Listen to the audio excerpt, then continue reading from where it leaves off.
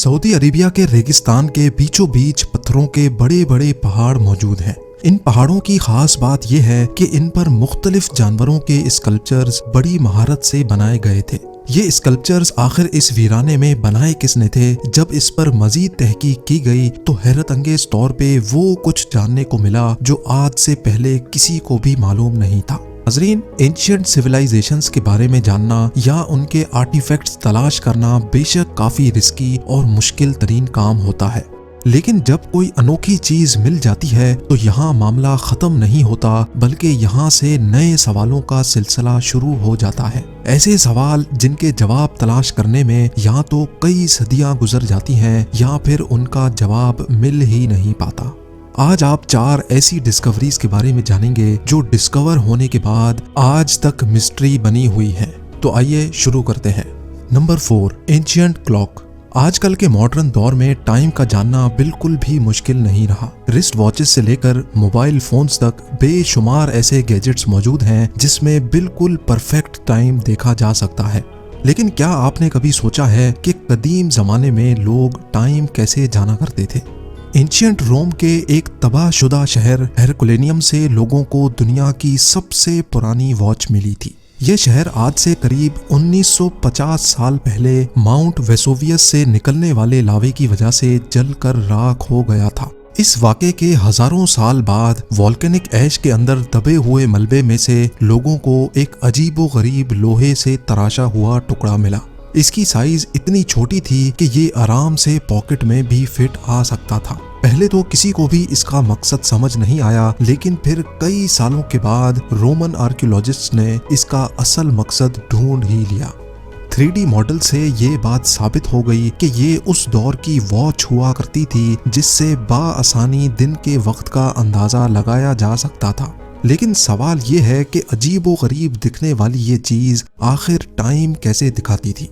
साइंसदानों का मानना है कि बगैर ट्रेनिंग के इसको ऑपरेट करना खासा मुश्किल है। सबसे पहले इसको किसी चीज से ऐसे लटकाया जाता था कि सूरज इसके लेफ्ट साइड पे आए।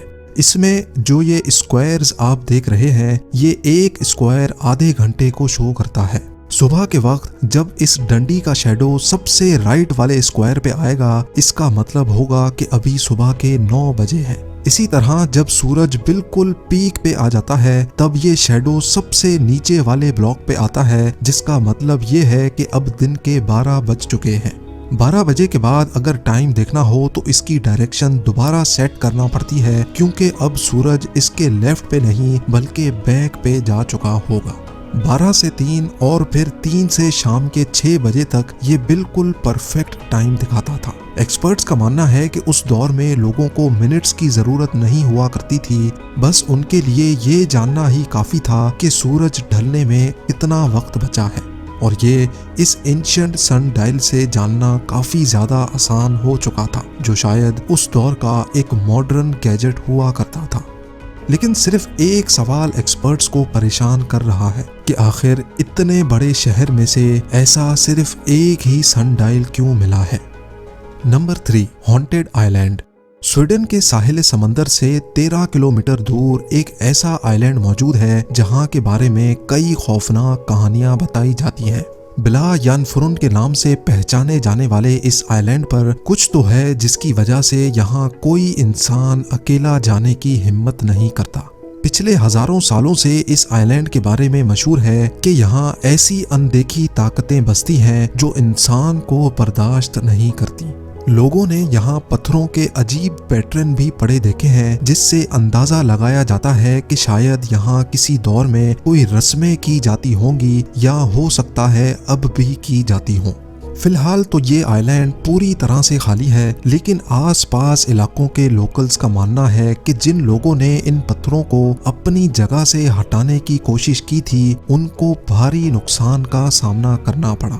2014 में आर्कियोलॉजिस्ट की एक टीम ने इस आइलैंड का दौरा किया और मुख्तलिफ टेस्ट करने के बाद जो रिजल्ट उनके सामने आया वो वाकई काफी ज्यादा हैरान कुन था। जी हाँ, इन पत्थरों के अलावा यहाँ 2 गारें भी हैं जहाँ काफी कुछ एबनॉर्मल देखा गया।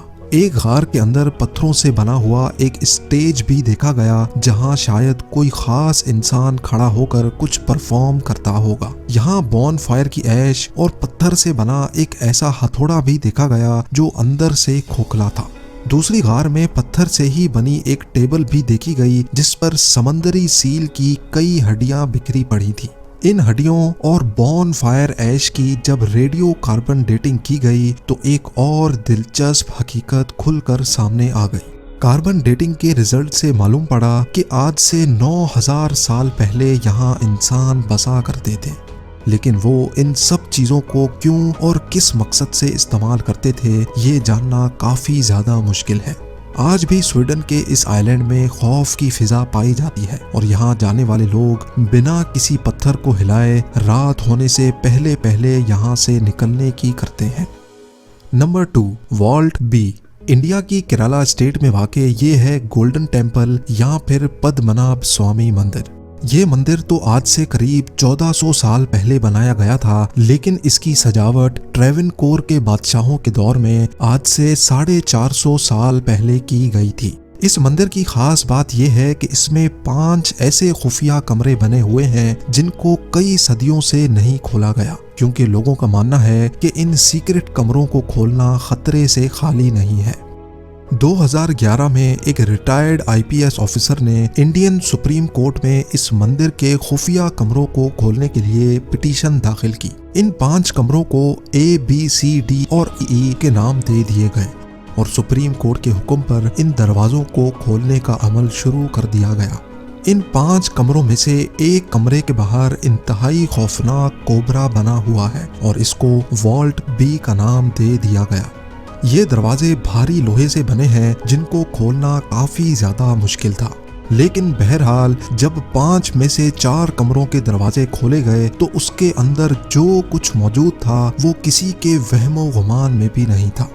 चारों कमरे बेशुमार खजानों से भरे पड़े थे, जिसमें सोने के सिक्के, डायमंड्स, कीमती पत्थर और भारी सोने के नेकलेस भी शामिल थे। इतना ज्यादा खजाना आज से पहले कहीं से भी बरामद नहीं हुआ था।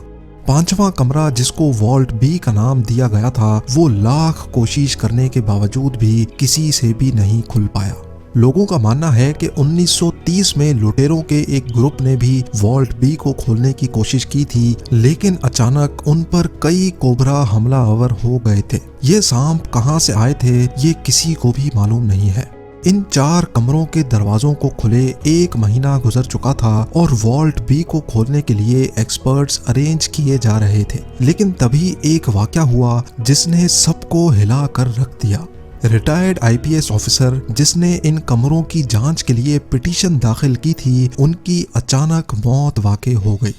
ना सिर्फ इतना बल्कि सुप्रीम कोर्ट की तरफ से बनाई गई इस टीम के एक और शख्स की मां भी अचानक ही चल बसी।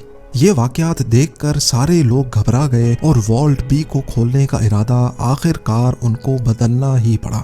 पिछली कई सदियों से इस मंदिर का ये पुरइसरार वॉल्ट बी ताहाल बंद पड़ा है और इसके अंदर क्या कुछ मौजूद है ये किसी को भी मालूम नहीं है। और अब नंबर 1, कैमल कार्विंग्स।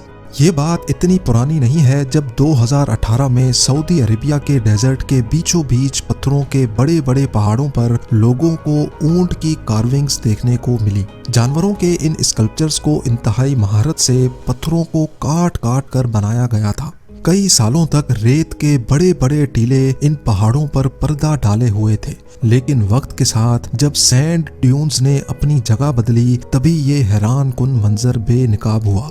अभी तक इन बड़े बड़े स्कल्पचर्स का कोई मकसद तो जाहिर नहीं हो सका, लेकिन रिसर्चर्स का मानना है कि शायद ये किसी दौर के खाना बदोश कबीलों का कोई खास मीटिंग पॉइंट हुआ करता था। क्योंकि यहाँ से कोई ऑर्गेनिक मैटर नहीं मिल पाया, इसी वजह से ये जानना काफी मुश्किल हो रहा था कि आखिर ये शाहकार कब और क्यों बनाया गया था। पत्थरों के एरोजन पैटर्न से ये अंदाजा लगाया गया कि ये कैमल स्कल्पचर्स आज से करीब 7 से 8 हजार साल पुराने हैं। इस नई तहकीक ने एक्सपर्ट्स को मजीद सवालों में उलझा कर रख दिया, क्योंकि जियोलॉजिस्ट्स के मुताबिक ये डेजर्ट 7000 साल पहले डेजर्ट ही नहीं होता था। यानी ये पहाड़ जो अभी काफी ज्यादा रेत के अंदर धंसे हुए हैं, जब ये रेत नहीं हुआ करती थी तो जाहिर है ये पहाड़ भी काफी ज्यादा ऊंचे थे। तो आखिर इतनी ज्यादा हाइट पर जाकर इतनी मेहनत से ये काम कैसे अंजाम दिया गया होगा, ये सवाल अभी तक रिसर्चर्स के लिए पहेली बना हुआ है। उम्मीद है ये वीडियो भी आप लोग भरपूर लाइक और शेयर करेंगे। आप लोगों के प्यार भरे कमेंट्स का बेहद शुक्रिया। मिलते हैं अगली शानदार वीडियो में।